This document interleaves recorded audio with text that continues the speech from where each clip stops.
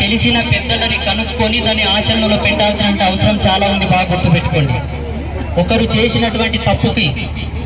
చేసినటువంటి తప్పుకి ఎందరో పెద్దలు బాధపడాల్సి వస్తుంది ఈ మధ్యలో. ఇది కూడా మన వాళ్ళందరూ గుర్తుపెట్టుకోవాలి. ఇంకొక విషయం, చాలా మంది ఏమంటున్నారంటే మత విద్వేషాలు రెచ్చగొట్టడానికే శివాజీ విగ్రహాలు పెడుతున్నారు అంటున్నారు. చూడండి, శివాజీ ఎప్పుడే కానీ మత సామరస్యానికి ఆద్యుడు, మత సామరస్యానికి అగ్రగణ్యుడు ఎవరైనా ఉన్నాడు ఈ భూప్రపంచంలో అంటే ఒక ఛత్రపతి శివాజీ మహారాజే. ఆయన కన్నా గొప్ప మత సామరస్యకుడు ఎవరు పుట్టలేదు ఇంతవరకు. ఆయన కన్నా గొప్ప శాంతి కాముకుడు కూడా ఎవరు పుట్టలేదు ఇంతవరకు. అటువంటిది ఈ మధ్యలో చాలా మంది పెద్దలే, చదువుకున్న వాళ్ళు, అట్లా మోటోలు ఎవరన్నారు, చదువుకున్న వాళ్ళే అంటున్నారు మత విద్వేషాలు రెచ్చగొట్టడానికే పెడుతున్నారు ఇవన్నీ. ఆయనను బేస్ చేసుకొని ఏవో మాట్లాడుతున్నారు, కొద్దువని మాట్లాడుతున్నారు పెద్దలు. అది మీ విఘ్నత, మీ గొప్పతనం. దాని గురించి మేము మాట్లాడాల్సిన అవసరం లేదు. ఈరోజు నా బంధువులకి, నా హిందూ సోదరులకు అందరికీ నేను చెప్పాల్సినటువంటి అంశం ఏంటంటే, ధర్మం నాశనం కావడానికి కారణం శత్రువు కాదు, ధర్మం పతనం కావడానికి శత్రువు కారణం కాదు, మనమే. మనలో అంతర్భూతమైనటువంటి భావం యొక్క వైఫల్యం, ఆలోచన యొక్క వైఫల్యం, విచారం యొక్క వైఫల్యం, వీటిని సమీకరించుకోవాలని చెప్పేసి నేను ఈ మధ్యలో స్టేజ్ మీదకి వచ్చి మాట్లాడుతున్నాను. మాతోటి సన్యాసులు ఎందరో నాకు ఫోన్ చేసి చెప్తున్నారు, ఏమయ్యా నీకేమైనా పిచ్చెక్కిందా, చక్కగా ఆశ్రమ సాంప్రదాయాన్ని అనుసరించి పూజలు చేసుకొని నీ దగ్గరకు వచ్చినటువంటి భక్తులకు శక్తిని ధారపోస్తూ అంతర్గతంగా నువ్వు ధర్మస్థాపన చేయలే కానీ రోడ్ల మీదకి ఏంటి పెద్ద కార్యకర్తలాగా మాట్లాడుతున్నావని పెద్ద పెద్ద పీఠాధిపతులు నాకు ఫోన్ చేసి తిడుతున్నారు. తిట్టనివ్వండి, వాళ్ళు తిట్టారని మీ ముందు చెప్పట్లేదు. ఎందుకు చెప్తున్నానంటే కాశీ నుంచి కన్యాకుమారి వరకు భారతదేశాన్ని ఎన్నిసార్లు వడగట్టినా తెలిసేది రెండే. సనాతన ధర్మం ఎందుకు చెల్లా చెదరైపోయింది, సనాతన ధర్మం ఎందుకు ఇన్ని విధాలుగా చిల్లులు పడింది, ఎన్నిసార్లు వడగట్టినా వచ్చేటి రెండే రెండు నీతులు. ఒకటి రాజకీయం అనే మహమ్మారి, దీని ఉచ్చులో మన వాళ్ళు పడిపోయారు. 2 కులం అనే మహమ్మారి, దీనికన్నా ఇది పెద్ద డేంజర్. ఈ రెండింటికి ఔషధం లేదు, దీనికి మోటివేషనల్ స్పీచెస్ కూడా లేవు అసలు. ఏ శాస్త్రాలు, ఏ ధర్మ గ్రంథాలు కూడా దీని మీద ఓడిపోవడం ఖాయం. ఎందుకంటే ఎంత చెప్పట్లేదు మన వాళ్ళు. చాగంటి కోటేశ్వర్ లాంటి ప్రవచనకర్తలు, సామవేదం షణ్ముఖ శర్మ లాంటి ప్రవచనకర్తలు ఎంతటి వేదాంత విద్వత్తులు ప్రసాదిస్తున్నారు మనకు. ఎంతమంది పీఠాధిపతులు మనకు ధర్మాన్ని ప్రసాదిస్తున్నారు. అయినా మన సమాజం మారడం లేదంటే అర్థం చేసుకోండి, ఎక్కడో మనం బానిసలమై కొట్టుమిట్టాడుతున్నాం అక్కడనే లద్య పురుగులాగా. అది నాకు అర్థమైపోయి ఈ విధంగా వచ్చి నా మాట మీరు వింటారు, శాసకంగా పాటిస్తారు అన్న నమ్మకం నాకు చాలా ఉంది. మీకు లేదు. అయినను మీకు లేదని నాకు తెలిసి కూడా నేను మాట్లాడుతున్నాను. మా పెద్ద గురువులతో నేను తిట్లు తింటున్నాను. అదే నా పీఠానికి సహకరించినటువంటి మా కార్యకర్తలు కూడా నన్ను తిడుతున్నారు. అన్ని భరించి కూడా మేము చెప్తున్నామంటే కేవలం మీకోసం, మన ధర్మం కోసం, నా కోసం కాదు. నాకు పుట్టుగతులే లేవు, పుట్టు సన్యాసిని, సస్తే నా వెనక డేటా ఏముండదు. మీకోసమే. ఇంత చెబుతున్న నేను ఒక 10 నిమిషాలు నేను మాట్లాడతా, దిగి కారెక్కి పోయి ఆశ్రమంలో కూర్చొని జపం చేసుకుంటూ కూర్చుంటాను. ఎవడన్నా వచ్చి దాడి చేస్తే, ఎవడన్నా వచ్చి తిరగబడితే ఎవరి కొంప నాశనం అయితే, ఎవరి కోసం గడిస్తున్నారు మీ రాజకీయాలతో చేసిన ఆస్తులు? పొట్టను కాల్చుకొని నెరుపొడి మెతుకులు తిని ఎండకు ఎండుతూ వానకు నానుతూ వ్యవసాయం చేసి పారపని చేసి కంపెనీల్లో కూర్చొని ఉద్యోగాలు చేస్తూ నైట్ డ్యూటీలు చేస్తూ కష్టపడి సంపాదించిన ఆస్తులన్నీ వెస్ట్ బెంగాల్లో ఇప్పుడు దీపం పెట్టే దిక్కు లేకుండా అయిపోయింది. నిన్ననే ఏంట చరిత్ర కాదు, ఎప్పుడో ఛత్రపతి శివాజీ మహారాజు, రాణా ప్రతాప్ సింగ్, లేకపోతే ఝాన్సీ లక్ష్మీబాయి, ఇంకెవరో కాదు, నిన్ననే మీలాకలే శానతనం చేసి రాజకీయం చేసి కులాలని మతాలని అవని ఇవని ఆస్తులు దచ్చగా గడించుకొని కుసినిండ్రి, సిరిపాదం పోసుకొని తింటామని. ఇప్పుడు ఏమైంది? ఈడ్చి ఈపు మీనదంతే ఎంటికి నువ్వు చూడకుండా పోతుందా పిచ్చి కుక్కల్లాక. యాడిపోతావు? ఎవని మాన్యత వానికే ఉంటుంది. వానింటనే పెండం పిల్లలు ఉంటారు, వాని అన్నదమ్ములు ఉంటారు. ఎవడని ఇంటికి పిలుచుకుంటాడా? పిలుచుకుంటాడు. 1 రోజు 2 రోజులు 3 రోజులు జీవితాంతం నేను ఎవడు పోషించాలి? రేపు అది నీ ఊరికి వస్తే ఎట్లుంటుందో ఒకసారి ఆలోచించి, ఇది నా ఆవేదన. నా ఆవేదన ఇదే. నా ఆశ్రమం మూతపడిపోతుందని కాదు, నేనేదో చచ్చిపోతాను కాదు. సన్యాసి సంకల్పం తీసుకుంటాడు ఏం చెప్తాడో తెలుసా? ఈ క్షణంతోనే నేను చచ్చిపోయాను అని సంకల్పం తీసుకుంటాడు. మేము ఆల్రెడీ వీఆర్ డెత్ అయిపోయింది డిక్లరేషన్. ఇప్పుడు సమాజంలో ఎవరికో భయపడి, ఎవరికో ఒత్తత పలుకుతూ, ఎవరినో మెప్పించడానికి అవసరం వచ్చినటువంటి మాటలు మాట్లాడేటటువంటి దౌర్భాగ్యం నాకు లేదు. ఇంతకుముందే చెప్పాను, నా భక్తులు ఎందరో కాంగ్రెస్ పార్టీ లీడర్లు ఉన్నారు, నా భక్తులు ఎందరో టీఆర్ఎస్ పార్టీ లీడర్స్ ఉన్నారు, అన్ని వర్గాల వాళ్ళు మా భక్తులు ఉన్నారు, పీఠానికి అన్ని విధాలుగా సహకరించిన వాళ్ళు ఉన్నారు. అయ్యో నా భక్తులు బాధపడతారేమో అని చెప్పి బుజ్జగించి మాట్లాడిన పక్షపాతం నాతో లేదు. నేను మాట్లాడింది ధర్మం, నేను మాట్లాడింది సత్య సనాతన ధర్మం, వేద ధర్మం గురించి నేను మాట్లాడాను. నీవు కాంగ్రెస్ పార్టీ లీడర్ అయి ఉండవచ్చు, తిరుపతికి పోవా, శ్రీశైలం పోవా, ఆడికి ఏమైనా పార్టీ సింబల్ తగిలించుకొని పోతావా? ఆడికి పోయేది కేవలం నేను హిందువుని అని నష్టన పొట్టు పెట్టుకొని పోయి ఆడ భగవంతుని పాదాలకు చేయి అంటించి వస్తావు. నేను పార్టీ లీడర్ అని పిలువరాడికి. నేను చెప్పింది ధర్మం, రాజకీయంగా నేను చెప్పాల్సింది. ఇంకొకసారి బాగా గుర్తుపెట్టుకోండి. ఇప్పుడు వెస్ట్ బెంగాల్లో జరుగుతున్నది కేవలం మత పిచ్చి. మతానికి మూలం మనిషి యొక్క భావజాలం. అది మతి నుండి వచ్చేటటువంటి క్రూరత్వం. అది ధర్మం కాదు, మతం. అది మతి నుంచి వచ్చింది. మనది ఎక్కడి నుంచి వచ్చిందో తెలుసా? తపస్సు నుంచి వచ్చింది, యోగ శక్తి నుంచి వచ్చింది, తపోనిష్ట నుంచి వచ్చింది. కాబట్టి మన ధర్మం, అందుకే మన ధర్మం ఏం చెప్పింది? శత్రువుని మొదట ప్రేమించు, శత్రువుని ప్రథమంగా ప్రేమించు. ఎంతవరకు వాని హద్దుల్లో వాడు ఉన్నంత వరకే ప్రేమించు. హద్దు దాటిందంటే ఏం చేయాలి? అది కూడా క్లారిటీ లేదా? సరే నేనే చెప్తా. హద్దు దాటిందంటే ఏం చేయాలో తెలుసా? ఆడ శివాజీ చేతిలో ఉన్న కత్తి తీసుకున్నలే అదే, లేకపోతే న్యూస్ వస్తావు. నీ పెళ్ళం రెండగాజులు వేసుకొని కూసోకోకనా? చూడండి, ప్రకృతి ధర్మం ఏంటో తెలుసా? ప్రకృతి ధర్మం ఏంటంటే తనను తాను కాపాడుకునే స్వేచ్ఛ 84 లక్షల జీవరాశులకు ఉంది, ఒక్క మనిషికే కాదు. ఆత్మ సంరక్షణ అన్ని జీవరాశులకు ఆమోదయోగ్యం. ఇది ప్రకృతి ధర్మం చెప్పినటువంటి శాసనం. వాని హద్దుల్లో వాడు ఉన్నంత వరకు మనకే ఇబ్బంది లేదు. హద్దు దాటాడే అనుకోండి, ఛత్రపతి శివాజీ మహారాజు లైవ్ లో దిగుతాడు.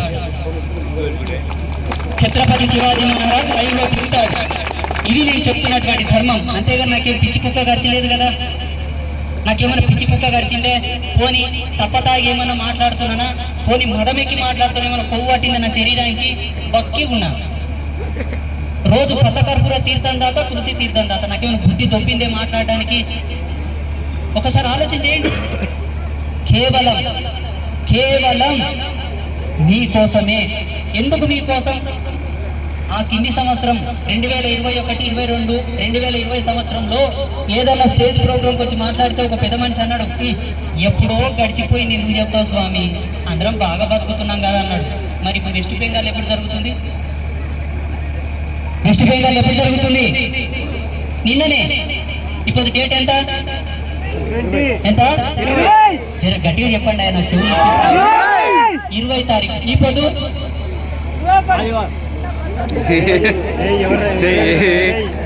ఏదో అయ్యింది మీకు, సంథింగ్ ఎవరో మాయగానే చేసిండ్రు. ఈ పొద్దు మీకు నిన్ననే జరిగింది. నేను ఇప్పుడు కారులో వస్తున్నప్పుడు న్యూస్ చూశాను నేను. ఈనాడు వెస్ట్ బెంగాల్లో జరిగింది, ఆనాడే ఊహించి నేను మాట్లాడినా. ఎప్పుడు 2020-21 సంవత్సరంలోనే ఊహించి మాట్లాడినా, కానీ ఆ ఊహ నీకు లేక నాకు కామెంట్ చేసినావు, ఎప్పుడో జరిగింది ఎందుకు స్వామి అని. కానీ ఇంకొకటి జరగబోతుందని నీకు తెలియదు, నాకు తెలుసు, అందుకే మాట్లాడాను నేను ఆ రోజు. ఈ రోజు కూడా ఎందుకు మాట్లాడుతున్నా తెలుసా? ఈ రోజు కూడా మొన్న రాంపురంలో, మొన్న అక్కడ, ఈ రోజు ఇక్కడ, రేపు ఇంకెక్కడనో ఏ స్టేజ్ ప్రోగ్రామ్ పోయినా ప్రతిరోజు ఆశ్రమంలో వచ్చిన భక్తులు ధర్మ సందేహాలు అడుగుతారు నన్ను. వేదాంతం చెప్పాను, తర్కం చెప్పాను, మీమాంసం చెప్పాను, న్యాయశాస్త్రం చెప్పాను, ఉపనిషత్తు చెప్పాను, ఏది చెప్పాను, జీవన ధర్మం చెప్తా. మీరు నా వీడియోలు చూసిన వాళ్ళు ఉంటే మీకు అర్థమయ్యే ఉంటుంది. జీవన ధర్మం, సంసార ధర్మం, సర్వశ్రేష్టమైన రాజయోగ ధర్మమే నాకు చాలా ఇష్టం. నేనే సన్యాసినైనా, నాలాకందరు సన్యాసులు అయితే ఎవడు ఈ సంసారాన్ని ముందుకు తెచ్చేది? అందుకే నా వే వేరు, మీ వే అంతా ఎక్స్ప్రెస్ వే కావాలని చెప్పి ఎప్పటికీ రాజయోగ ధర్మం గురించి నేను బాగా చెప్తూ ఉంటాను. ఇక ముందు ఏ స్టేజ్ ప్రోగ్రాం పోయినా ఏం చెప్పినా కూడా మహాత్ములు ఊరకేరారంటుంటారు పెద్దలు. మహాత్ములు ఊరకే కూడా వాగరు. మహాత్ములు ఏదైనా మాట్లాడినా దాంట్లో త్రికాల ద్రష్టత్వం ఉంటుంది. భూత భవిష్యత్ వర్తమానాలను కలుపుకొని మహాత్ములు మాట్లాడతారు. దానికి ప్రత్యక్ష ఉదాహరణ ఎవరో తెలుసా? జగద్గురు బ్రహ్మంగారే దానికి ప్రత్యక్ష ఉదాహరణ. బ్రహ్మంగారు ఆనాడు చెప్పిన కాలజ్ఞానం ఇప్పటికి నడుస్తుందా లేదా? ఈ రోజు మీరు ముస్లింస్ మీద తిరగబడండి అని నేను చెప్పట్లేదు, క్రైస్తవుల మీద తిరగబడండి అని చెప్పట్లేదు, కాంగ్రెస్ పార్టీ నాయకులను విమర్శించండి అని చెప్పట్లేదు, బీఆర్ఎస్ పార్టీ నాయకులను విమర్శించండి అని చెప్పట్లేదు. అందరం మనమందరం ఒకటే. భరతమాత ముద్దు బిడ్డలం, మనదంతా వసుదైక కుటుంబకం, కృణ్వంతో విశ్వమార్యానని చెప్పిందే వేదం. ఆ వేద ధర్మానికి మేము సదా తల వంచుతాం. కాబట్టి ఎవరిని మేము విమర్శించాం. కానీ ఒక్కసారి బాగా గుర్తుపెట్టుకోండి, మళ్ళీ రిపీట్ చేస్తున్నా, ఇది మన అస్తిత్వాన్ని, మన ధర్మాన్ని కాపాడుకోవడానికి మాత్రమే నేను మాట్లాడుతున్నాను. ఇక్కడ వ్యక్తితోనూ మనకు సంబంధం లేదు, పార్టీలతోనూ సంబంధం లేదు. అయితే చిట్ట చివరి ఒకటే మాట చెప్తా, రేపు మొహరం పండుగ వస్తుందా లేదా? ఎప్పుడు వస్తుంది? వస్తుందా? మీరు నిజమైన హిందువులైతే, సత్యమైన హిందువులైతే ఛత్రపతి శివాజీ మహారాజుని ఊళ్ళో పెట్టుకున్నాం కాబట్టి ఈ సంవత్సరం ఏ ఒక్కరు కూడా మొహరం వేడుకలు జరుపుకోవద్దు.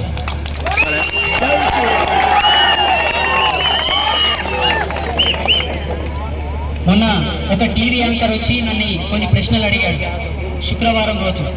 చెప్తూ భారతీయ జనతా పార్టీ యొక్క వివరణ, బీఆర్ఎస్ పార్టీ వివరణ, అందులో కాంగ్రెస్ పార్టీ వివరణ కూడా చెప్తూ నేను ఒక మాట అన్నాను.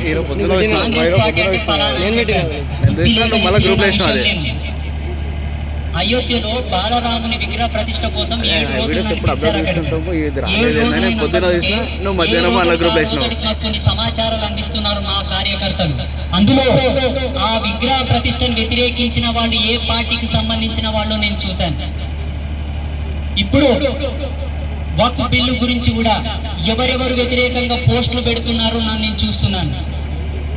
ఎవరు వ్యతిరేకంగా ఈ దేశం గురించి, ధర్మం గురించి, మా సనాతన ధర్మం గురించి వ్యతిరేకంగా మాట్లాడుతున్నారో వాళ్ళని బేస్ చేసుకొని ఆ పార్టీని వాళ్ళకు కన్వర్ట్ చేసి మాట్లాడనే తప్పిస్తే పార్టీతోన నాకేం సంబంధం అయ్యా?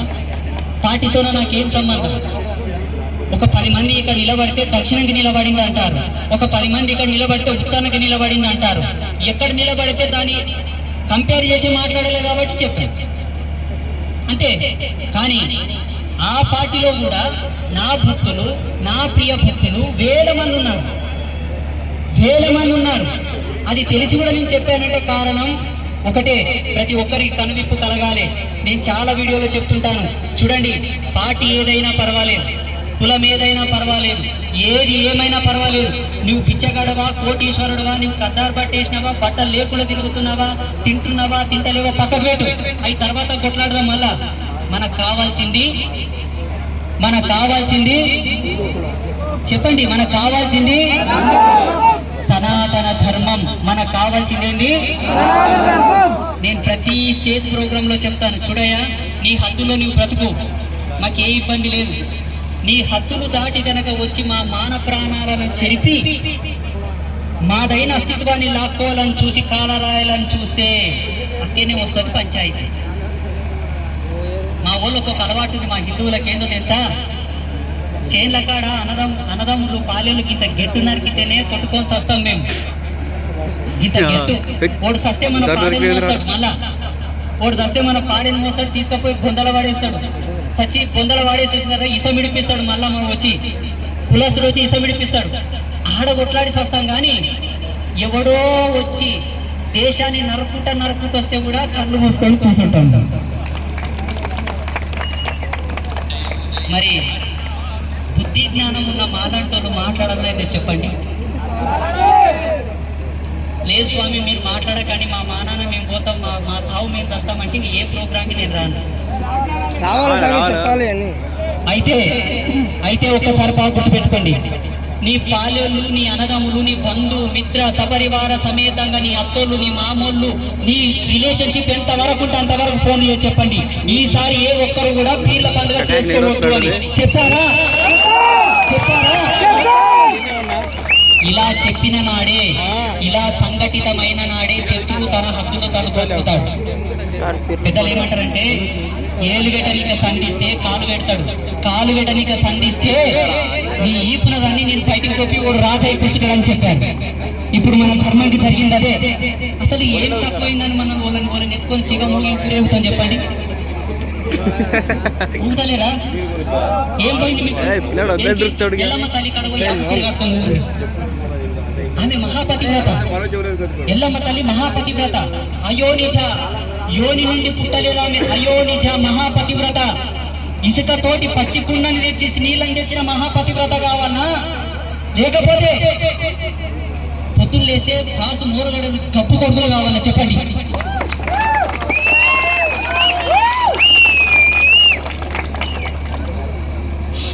ఏమర్థమైంది మీకు? అసలు ధర్మం గురించి మీకు ఏమర్థమైంది?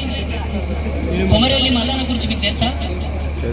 మల్లన్న స్వామి చేయరి, పల్కంపేట ఎల్లమ్మకు చేయరి, పోయి ఎన్ని ఆటలకు వస్తారు మీ శాతం అయితే, మీ ఎకరాలు, మీ భూములు అన్ని ఆటలు పోయి.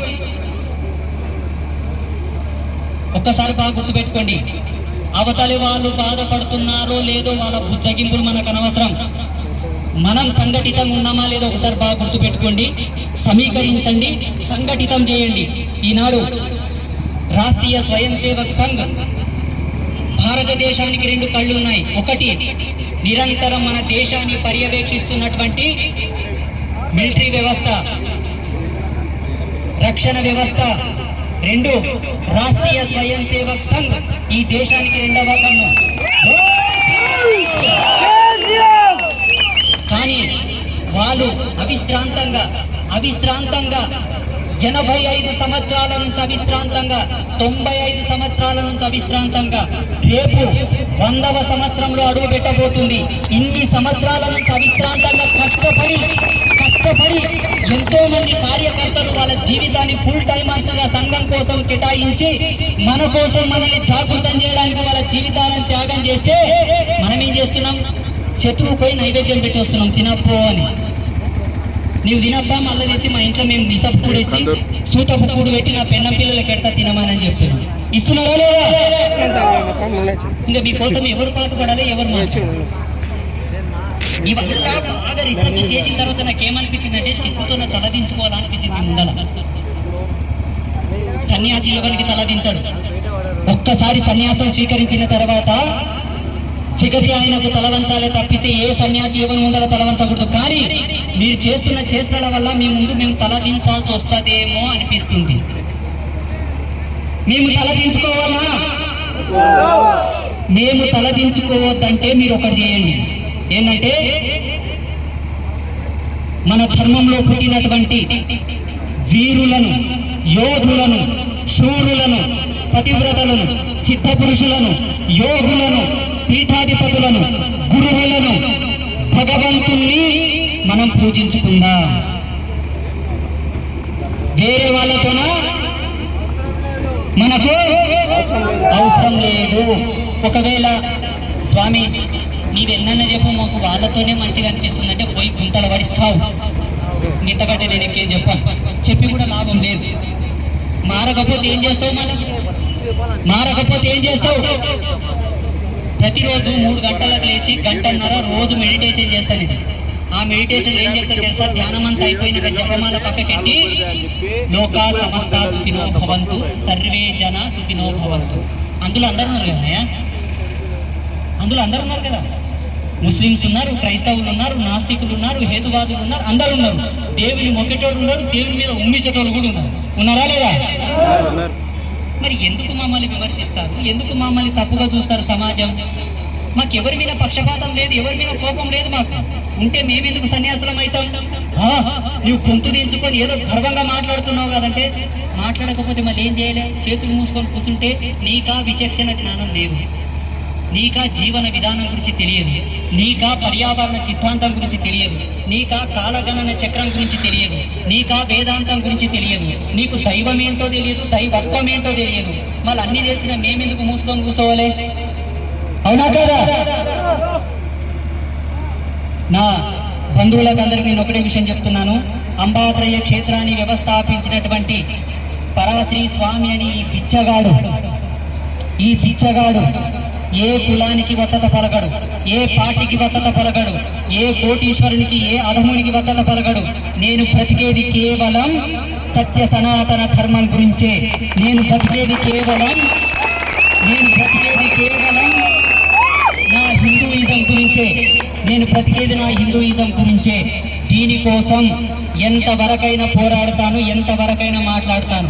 ఇంకా కొన్ని కానీ ఇప్పి కానీ చెప్తే, ఇంకా కొన్ని విప్పి చెప్పితే, ఇంకా కొన్ని మార్మికమైనటువంటి రహస్యాలను కనుక విప్పి చెప్తే రేపే మీరందరూ కత్తి పట్టుకొని తీర్లాడతారు. ఎందుకంటే అన్ని ఆకృత్యాలు జరిగాయి మన వేదం గురించి, మన ధర్మం గురించి. గోవు ఏం తప్పు చేసిందయ్యా? ఆవు ఏం తప్పు చేసింది? అటువంటి ఆవుని మన ముందల్నే కరకర కోసి దాని పేగులు తీసి మన బ్రాహ్మణుల మెల్ల వేసి, మన బ్రాహ్మణుల మెడలో ఉండేటటువంటి జంధ్యం తెంపి బయటపడేసినటువంటి క్రియలు జరిగాయి మన దేశంలో. ఎందుకు తెలుసా? ఒక సద్బ్రాహ్మణుడు గోవులో 33 కోట్ల దేవతలను చూసి పూజించుకుంటున్నాడు. ఒకప్పుడు, కొడుక నీవు దీంట్లో దేవతను చూస్తావా అని నీ ముందలే దీన్ని కోసి దీని దేవుళ్ళని మెళ్ళేస్తా, నీ జంధ్యం తెంపి పడేస్తా అని చెప్పి చేసింది. దీని చారిత్రక ఆధారాలు కూడా నాతో ఉన్నాయి, ప్రూఫ్స్ ఉన్నాయి. ఇవన్నీ మీకు తెలియదు. ఒకవేళ తెలిసినా మర్చిపోతున్నారేమో. మర్చిపోయేటందుకు మళ్ళీ గుర్తుకు చేద్దామని చెప్పేసి అమ్మవారు నన్ను పంపించింది ఇక్కడికి. అమ్మవారే నన్ను పంపించింది, నేను రాలేదు. ఈ విషయాలన్నీ మీరందరూ బాగా గుర్తుపెట్టుకోవాలి. ఇంకొకటి, మనం ఎవరి జోలికి పోవద్దు. హిందూ అనేవానికి ప్రథమ లక్ష్యం, అన్నిటికన్నా గొప్ప అలంకారం ఏంటో తెలుసా? మత సామరస్యం. మనకు కావాల్సింది మత సామరస్యం. అందరినీ మనం గౌరవిస్తాం, అందరినీ ప్రేమిస్తాం. ఎందుకంటే హిందూ అనేవానికి అది అలంకారం. ఎంతవరకు ప్రేమించాలి?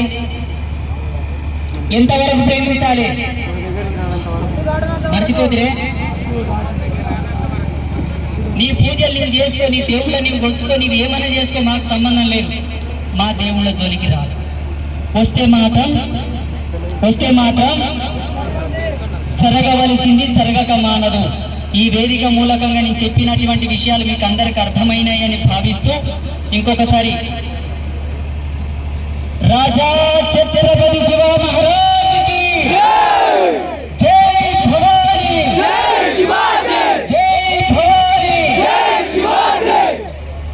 అమ్మ వాళ్ళు ఒకసారి పైకి లేవండి. అమ్మ అందరు పైకి లేవండి. ఈసారి మీరు ఒక్కటి చెప్పండి, మీరు ఎవరు చెప్పొద్దు, మొగలు ఎవరు చెప్పదు, కేవలం అమ్మవాడు మాత్రమే చెప్పాలి. అమ్మవాళ్ళు ఒకటి చెప్పాలి. భారత్ మాత అంటే మీరేనమ్మా, మేం కాదు, మొగలని కాదు, మీరే. మీకు మీరే చేయగొట్టుకోవాలి, ఒక్కటే చెప్పాలి. Very good. మీరందరూ కూడా పీర్ల కాడ పోయి పొట్టెమ్మలు వేయద్దు దయచేసి.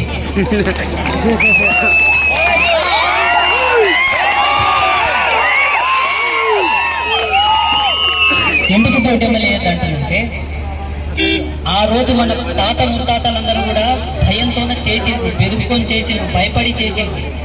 ఇప్పుడు భగవంతుడు మన ఈపున ఉన్నాడు. మాలాంటి సాధువులు, మాలాంటి సిద్ధ పురుషులు మొన్న కుంభమేళ అయినప్పుడు కొన్ని కోట్ల మంది వచ్చి అభయం ఇచ్చారు. మొన్న కుంభమేళ అయినప్పుడు మీకేం భయం లేదు, నిర్భయంగా బతుకమ్మ పండుగలు చేద్దాం. మనం బతుకమ్మ కాడ మీ కాళ్ళు నొప్పేట వరకు ఎంలాడండి, మీ చేతులు కుట్టుపడే వరకు పొడ్డెమ్మలేయండి, ఎల్లమ్మ తల్లి కాడేయండి, పోలమ్మ తల్లి కాడేయండి, పోచమ్మ తల్లి కాడేయండి, లేదంటే మన వాళ్ళ పెళ్ళిళ్ళు అయితే పెళ్లిళ్ళ కాడ పోయి చేయండి, మన వాళ్ళ ఫంక్షన్స్ అయితే ఫంక్షన్ల కాడ పోయి చేయండి. అంతేగాని ఈ పీర్ల పండుగ కాడ కానీ ఈ దర్గాల కాడ కానీ మీరు మళ్ళీ ఏ పూజలు కానీ చేయొద్దు, ఎటువంటి బొడ్డెమ్మలు కానీ ఆడొద్దు. ఆడతారా? మీరు కాదయ్యా, వాళ్ళు ఆడతారా? ఒక్కసారి వాళ్ళ గట్టిగా చప్పలు కొట్టండి. ఇప్పుడు ప్రతిరోజు నేను చేసేటటువంటి తపస్సుకు ఒక విలువ, మీకై ప్రతిరోజు నేను చేస్తున్నటువంటి జపశక్తికి ఒక విలువ, నాలాంటి సాధువులు కోట్ల మంది ప్రతిరోజు యజ్ఞం చేస్తున్నందుకు ఒక విలువ. ఇటువంటి మాటలు మీరు ఆడేటందుకు మీ అందరికి ఒకసారి గట్టిగా నేనే చెప్పాలి, మీరు కొట్టుకోకండి, నేను కొడతాను. శుభ సంతోషం, అందరికీ శుభాశీస్సులు. ఈ వేదికకు ఉపస్థితులైనటువంటి పెద్దలకి, నా బంధువులకు అందరికీ కూడా శ్రీ మహాలక్ష్మి